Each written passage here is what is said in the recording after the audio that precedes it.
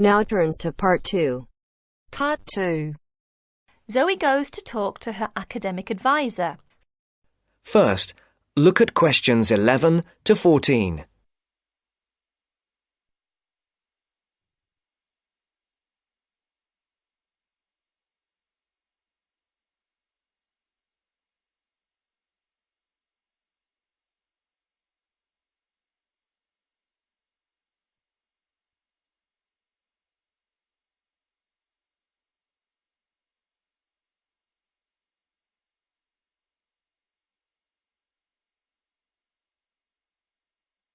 Listen carefully.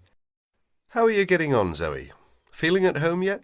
Well, more or less. There are still some things I need to buy, and I haven't found my way to all the facilities yet, but I really love the campus, and I've already made a few friends. Fantastic. Now let's see what we can do to get your studies off to the right start too. You're on the foundation course, so you can take up to 8 modules. What we advise is that you take 4 modules in the first semester and, assuming everything goes well, 4 in the second. Have you decided which you want to take in this semester? I haven't made my mind up yet. I can't decide whether to take Principles of Marketing or Introduction to International Trade. Well, that depends on your career goal. You're planning to work in the biotechnology sector, aren't you? Well, that's my present thinking, but I guess I might change my mind. Right, well, marketing is a broad general subject that you will find really useful in a number of careers. International trade, on the other hand, is more specific. That's fine if you're sure it's the sort of work you want to do.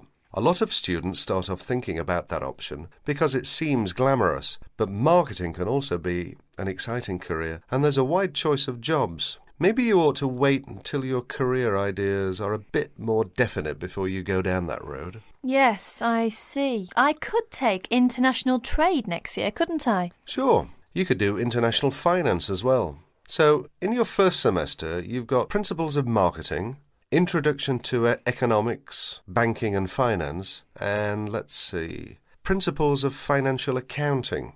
How do you feel about that as a package? It's okay, I think. Before the broadcast continues, look at questions 15 to 20.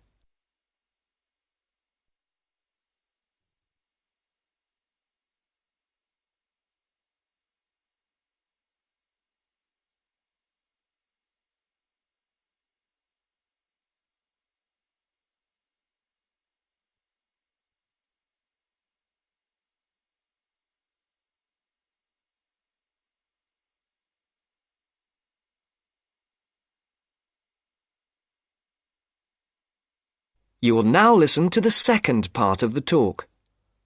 But I'm a bit worried about the maths. There'll be some statistics to do, won't there? Basic statistics, yes, but nothing more difficult than your last year of school maths. I know, but our maths syllabus was a bit old-fashioned. Mostly algebra, geometry, trigonometry and stuff, hardly any stats. Right, well, it sounds as if you could do with the maths brush-up course. Can I arrange for you to attend just the classes on statistics, if you like? That'd be great. I didn't want to do the whole of maths again, but the stats classes would make me feel much more confident, thanks. Hang on a minute, there's one more thing. Your English. Now, you know you have to reach a satisfactory standard in English by the end of your first year to be allowed to go on to the main BSc course. Yeah, now I'm in an English-speaking environment and I have to speak English all the time. I'm sure I'll be all right. It certainly helps, but speaking isn't everything. You'll have to get your reading up to the standards where you can understand the books on your course reading list quickly. To get the information and ideas, you need to write your essays. That means you have to develop a high level of comprehension skills. You'll never get through the course material if you try to read the books intensively from cover to cover. That's why our language skills development program gives you a series of graded academic texts to study and answer questions on a limited time. You'll probably find it hard at first, having to work against the clock without a dictionary. How can I improve my skimming and scanning skills? Good question. For that, you'll have to do a range of specially designed exercises. Sometimes these will be from a transparency, because it is often how the lecture material is presented. Sometimes I think I'll never learn all the vocabulary. English is such an enormous language. I know what you mean. English is the biggest language ever, at least 350,000 words. Even Winston Churchill only knew 60,000, so they say. But as an academic student, you can get a lot of help from the academic word list by Avril Coxhead of Victoria University. That's in Wellington, New Zealand. I've studied word lists, of course, but how does this one help? The academic word list is based on a survey of 3.5 million words of academic text. It contains 570 families of the words most commonly found in academic texts. Well, that's apart from the 2,000 most useful words in English. They come in a separate list. You can see copies of both in the library. You said word families. Do you mean words that are similar?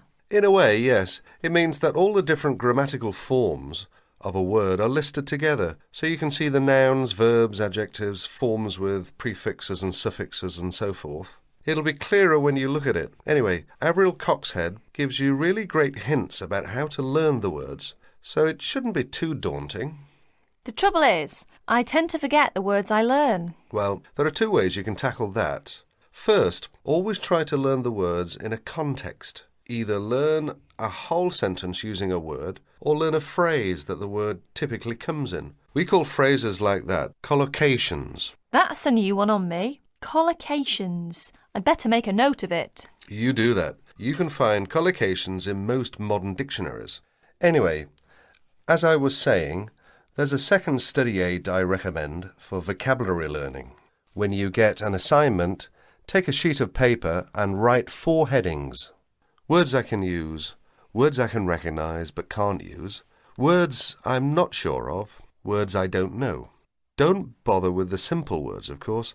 Then go back after 2 weeks and look at the list again. Can you move any of the words into a better column? That is the end of part 2. You now have half a minute to check your answers.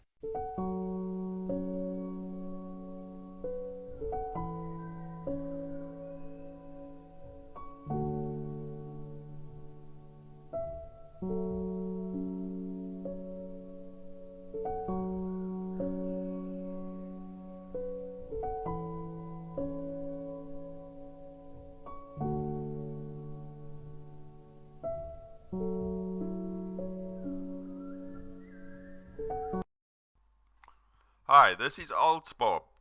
I would very much appreciate it if you could like, subscribe and share this video, as this will enable me to help more IELTS students reach their IELTS goals. Very much appreciated. Thank you.